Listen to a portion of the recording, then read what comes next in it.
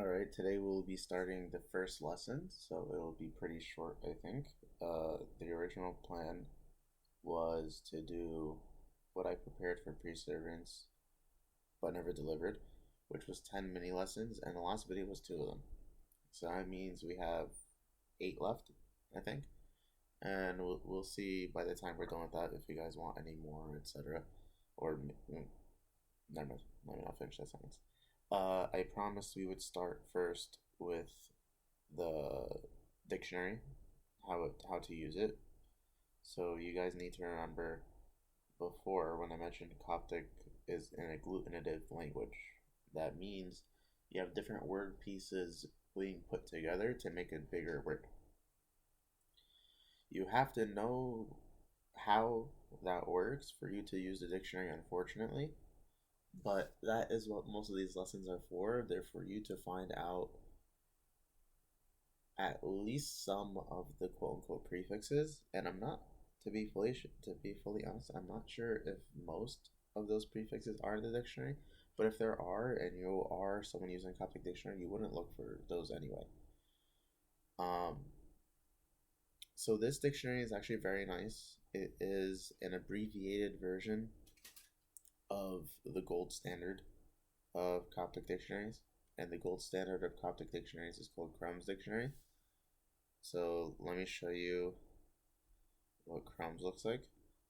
So here's an example of Crumb's Dictionary. And Crumb's Dictionary is very hard to use if you don't know how Egyptian works. So forget Coptic. Well, you have obviously Coptic too, but Egyptian in general. The reason for that is the way they alphabetize it. So Egyptian didn't have vowels. So if I go to Vita, for example, or Wida, you'll see it's not going alphabetical order normally, but it's going alphabetical order of consonants. So just Wida by itself, okay, just Wida by itself, then Wida with alpha, Va, and, and then all the different words for Va, and then here what these are in the big letters S and A and B, etc., maybe F sometimes. Those are the different dialects of Coptic. I'm only teaching you Bohairic, right? So you only need to know the ones with B. So a lot of this dictionary is useless to you, right? But notice here, va, vae, vai, vi, sometimes vi, vau in Bohairic, vi, v or ve, depending on your pronunciation scheme. V, vo, voi, voi, vo. Then, now, we have veb, okay? Veb, veve. What is this showing? This is Oida, and the next consonant is Wida. So it went from Wida to Wida, and it's going alphabetical that way. Let me go to the next letter so it might make more sense. Obviously, I do not think there's going to be a Wida Gamma. Right, so next one is Wida Kappa. Right? So it goes Wida Kappa, and then I would assume next would be Wida Lola. There's a big word that's Wida Lola. So it's probably Wok, okay? So it's probably a whole page actually. Walkie. Yeah, so here's the thing, right? So Wok, Omega or O is after alpha alphabetically. But because there's another letter added, the alphabetical order is slightly different. So it goes Wok and then Walkie, which isn't how normal English dictionaries work. And then Weke, and then more like Wiki, Wiki,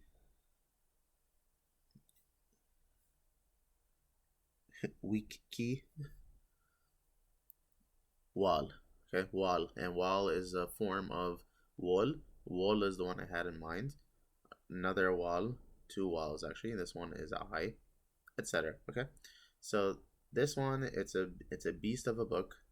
It has a lot of pages and it has a lot of not even Bohairic. Okay, so the dictionary I gave you is a shorter version of it focusing only on Bohairic. This goes from Bohairic to English. Okay, so you can't use in and of itself to look up an English word to get the Coptic version of it, but you could do a few things.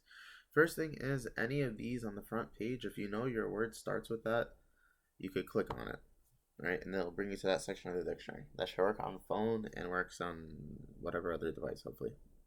All right, so these are all the words with a row. This version of the dictionary makes it normal alphabetical order. So all your ras will be first. Okay. And then your rek. And then ri. Right? And it goes in normal order. Ri, riki. Like almost like an English dictionary. Okay. If you want to know a specific word, let's say I don't know the word for Egypt, you could search the word, right? So if I look up Egypt, okay, so Upper Egypt was called Maris, interesting, which literally means like South Place.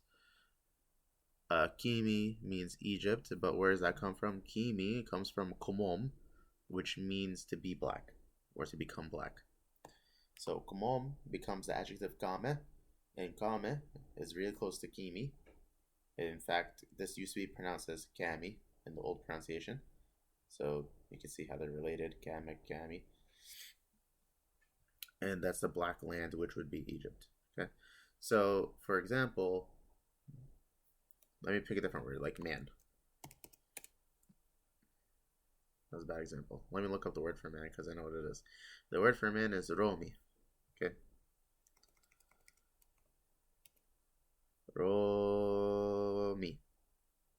Romi. Man, human being. Okay. You won't see just Romi usually. You'll see something like Piromi. When you see Piromi, that means there's something before the word, and then you have to go to the dictionary account based on that. So you have to know, like I was saying, the Coptic language is agglutinative, meaning there's different word parts that you put it together, and then that makes quote unquote the word. So to say the man in Coptic, it would be quote unquote one word, Piromi, but in the dictionary you won't find Piromi. So for you to use the dictionary, you need to know what are most suffixes. I say most because you could see under Romi, you see compound words already. You see my Romi, master Romi, met Romi, right? So just knowing Romi is the key word, you could find the other ones. You don't have to look up my first or master first. You could, but then you'd have to look at Romi anyway. So this dictionary is very useful to use. So the first page, it has alphabetical order. You click it. You could search the English definition if you want. The second page gives you the abbreviations that the compiler used, but the third one's very useful for you because this dictionary uses what I like to call fake Coptic, and that's very helpful for you. So if you're not used to fake Coptic, that means you type with English letters to get the Coptic thing. So let's say I know the word I'm looking for is chen. Chen is this letter. Let's hope the highlight shows. This letter, and then I haven't used this before. This letter, and then ni, which would be an N, right? So Qen, if I want the word chen. I actually picked a horrible example. So if I look up chen, I'm going to get all the instances of chen. It's a horrible example because it's used in a lot of phrases. Normally the word chen means in, but it's used in Coptic to mean not just in, sometimes it can mean with, but it is also used to make adverbs. So here we see yos, yis, means to hasten. Chen uis means diligently. So it's like hasten as an adverb, right? So chen is used as an adverb. So that was a bad example. But here you can see when I look up chen, I'm going to get a bunch of Coptic hits, even though I typed in English. All right, so before we start the actual grammar lesson, we're going to look at the baby lesson version. So I'm teaching you guys from two slide decks I made. So this slide deck is the one I actually gave pre-servants, which it simplified the other one. It boiled it down to about 16 slides, and it focuses on pattern recognition. Obviously, it's not perfect to summarize 195 slides to 16 slides, but it does the job. So we're going to look at whatever slides of the short version pertains to the big one, and then we'll probably do one lesson today and then call it quits. So this slide deck is focusing on patterns, like I said, and then we're going to use those patterns to make the quote-unquote harder lessons easier to understand. So in Coptic, like other languages other than English, there is grammatical gender and there's grammatical number. So grammatical gender is just a class of nouns. It doesn't have much to do about what the noun is. So, for example, in Italian, the word for table is feminine. It says nothing about tables, and it says nothing about women.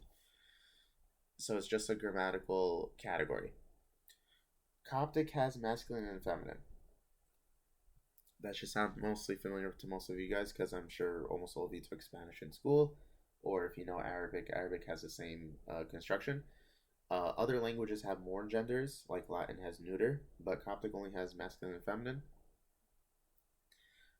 And the good thing is, Coptic only has singular and plural. So it's not like Arabic where there's singular, and then there's two things, which the proper term is dual, and then plural. It's just singular and plural. And what makes things easy is a lot of times in Coptic,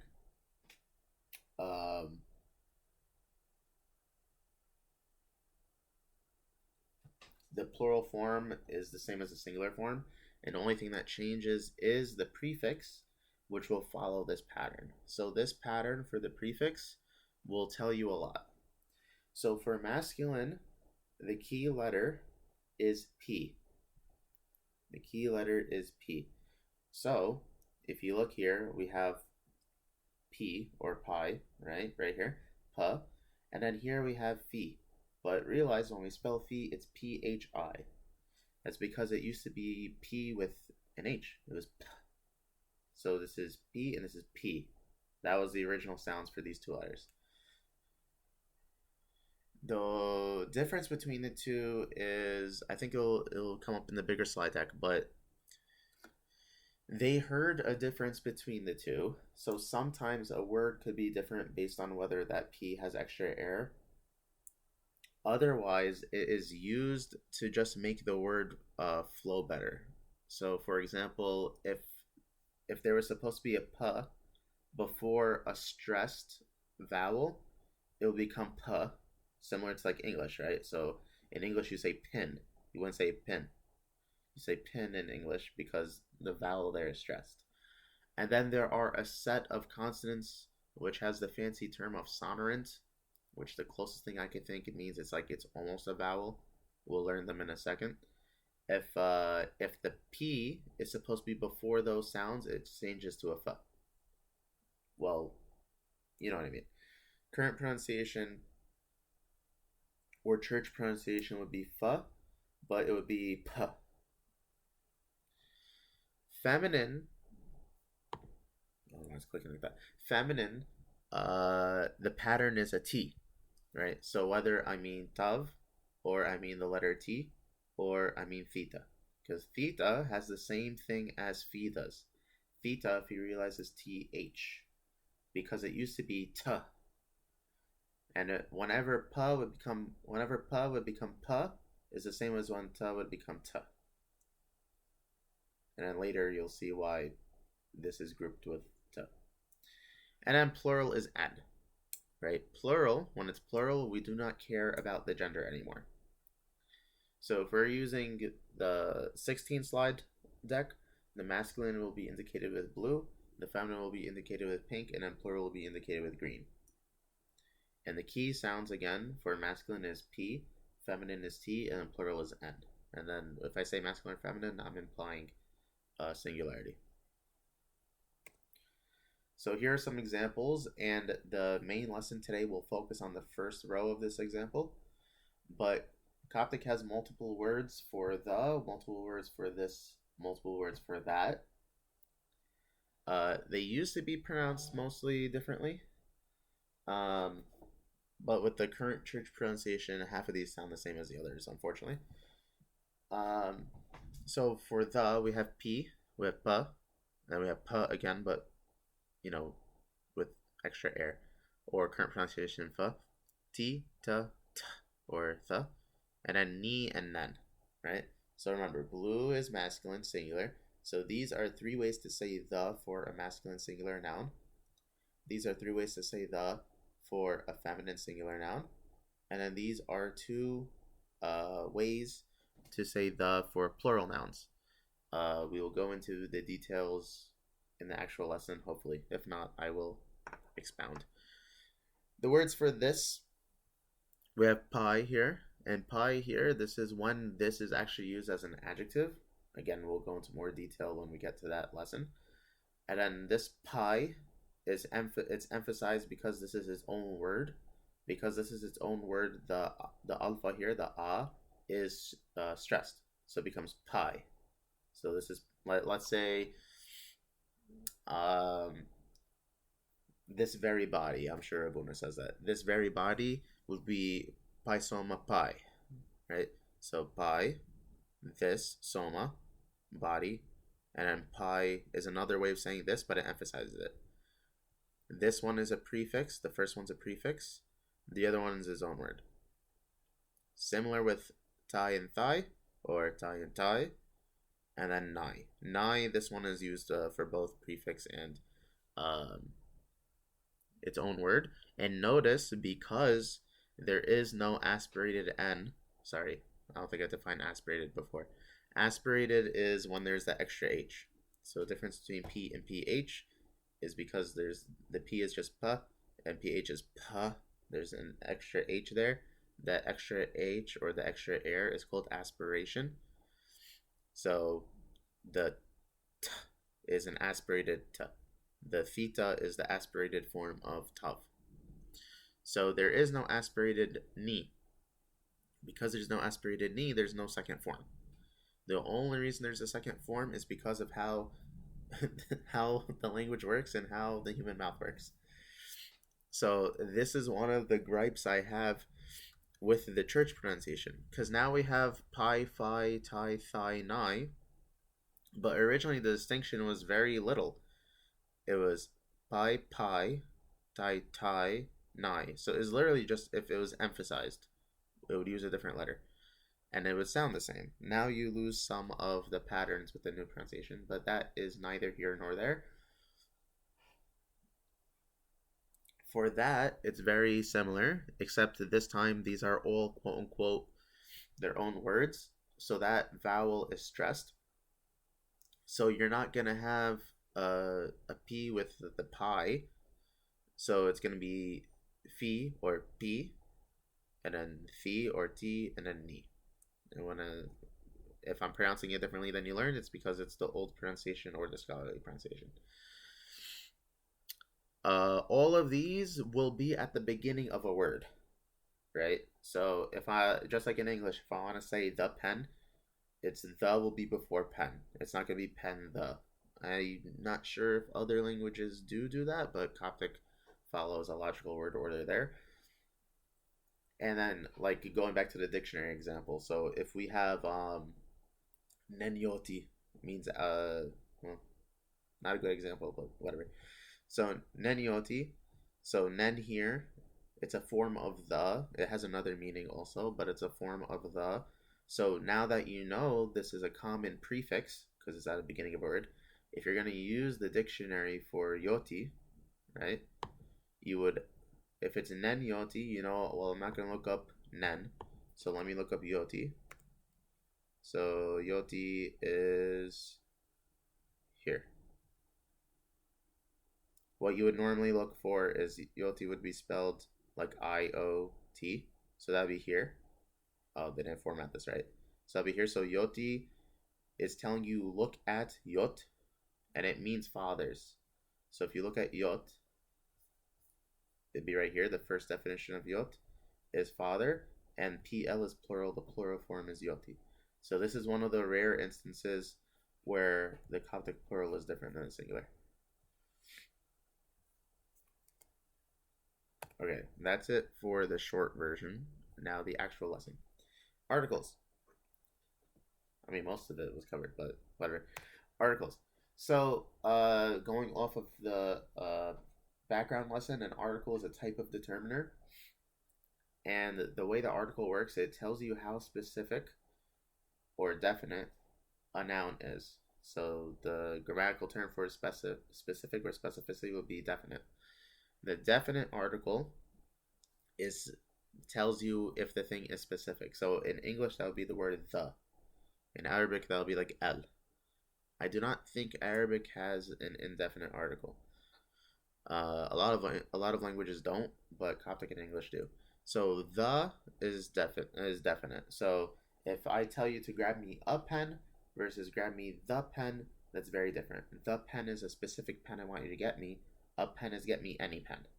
So that's specific versus not specific. So the indefinite article, meaning anything not specific, in English that would be a or an, depending on the word. In English, I could say a pen, the pens, but in English it does not make sense to say a pens. Because in English, and an is singular, but Coptic has an indefinite article for plural things. The way you could translate that would be like some. Grab me some pens. Or you just don't translate it. Give me pens.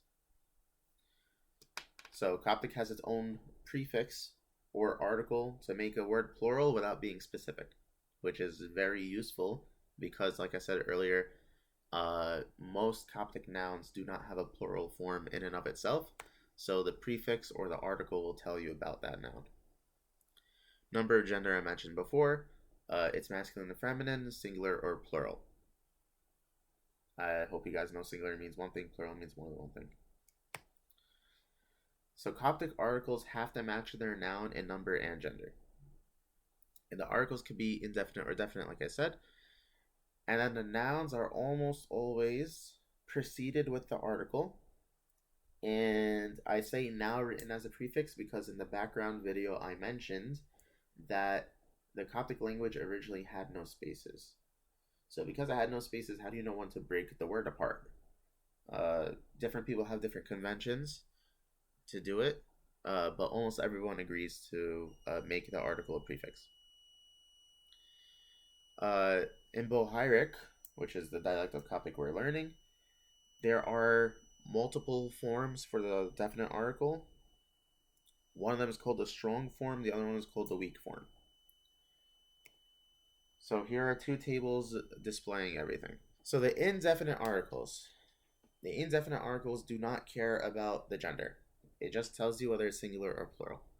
So if the word begins with u, usually that is telling you it's one thing, a thing. If it's more than one thing and it's not specific, it would be han. Han would be the prefix. So u is a, han is some, if you want to think of it like that. So if I want to say a man, I'd say u romi. If I want to say men, I'd say han romi. If I want to say a woman, I'd say ueshimi. If I want to say women, I'd say hanhiomi. So women is one of the irregular nouns in Coptic. So whether it was masculine or feminine, I used u. Whether it was masculine or feminine, I used han. The definite articles where it gets more annoying, but with the shortcut I gave you, it becomes easy. So remember, I said if it's masculine singular, the key letter is P, right? So the strong article, we call it strong because it takes its own syllable pretty much, and it has the E sound after it. So the strong article would be P, the weak article will be T. And notice it starts with the P, starts with a T. The weak article is P, which has the P, or Fa, which is PH. ta or tha, which is th. So key letter is p, key letter is t. And then for plural, it's ni or nen. Nen is less common. So you might be asking, what's the difference between strong and weak? Why do we have so many? So hopefully by now you realize the reason for the ph versus the th compared to the normal one. That one is to make the pronunciation of the p or t, I guess, smoother, for lack of words. What do I mean by smoother? Remember, I said if it's on a stressed vowel, which I did not write on this slide because I did not take that into account. If it's on a stressed, before a stressed vowel, because that's what I'm at there, before a stressed vowel, or before awida, lola, mi, ni, ra, a consonantal yota or u. What do I mean? Yota could sometimes be a y, so that would be a consonantal ya. This letter combination I taught you guys is u. What I did not teach you, and the reason I did not teach you it, is because the current pronunciation doesn't do it anymore. But just like in Arabic, the letter waw could be u or wa. In Coptic, this letter combination could be u or wa. So if this combination is pronounced like a w, wa, then you would go to the aspirated ones, the ones with an extra h, because then it'll make it easier to pronounce. Here's an example. The Coptic word for light.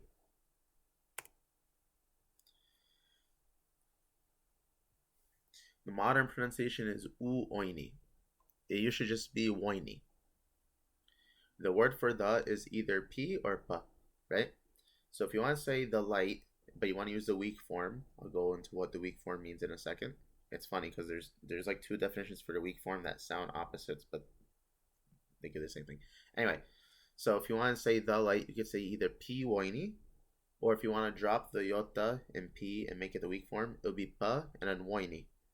But boini, when you put it together, you have to use the aspirated form. So it's poini, poini. So there's that extra h. Because there's that extra h, you switch from p to fi. So the current pronunciation should be efuoini, which has a lot more syllables than foini. Sorry, poini. Anyway, so the difference between weak and strong form. The strong form is if you want to be specific. Crazy, right? Definite article, be specific. What do I mean? The weak form is used if it is either it is one of a kind. So you're signaling out as it's the one of a kind one, or it's so abstract and obvious that it could be the only one you're talking about. So notice they sound like opposites, but they're saying the same thing. So if you're in a country with a king and you want to say the king, you're going to use the weak form because the king is the only king where you live. You don't have to say pi uro, you're going to say epuro or puro. If you want to talk about the sun, well, hopefully everyone knows there's one sun, so we're going to use the weak form, pri or efri. If you want to be specific about the type of sun, so for example, if we want to say the sun of righteousness in Tezbeha, sometimes we say piri ente dikeosini.